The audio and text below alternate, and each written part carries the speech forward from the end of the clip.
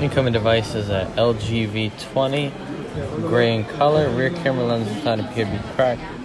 Front camera lens does not appear to be obstructed by any cracks.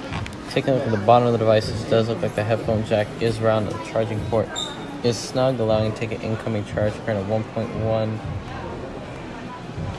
amperes. Test the tap feature works. It's at 46% Metro PCS device. Take a look at the camera. Rear camera is working.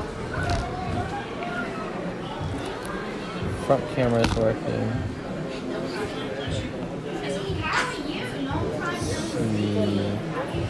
Go ahead and take a look at the parts cost and see how much it'll be.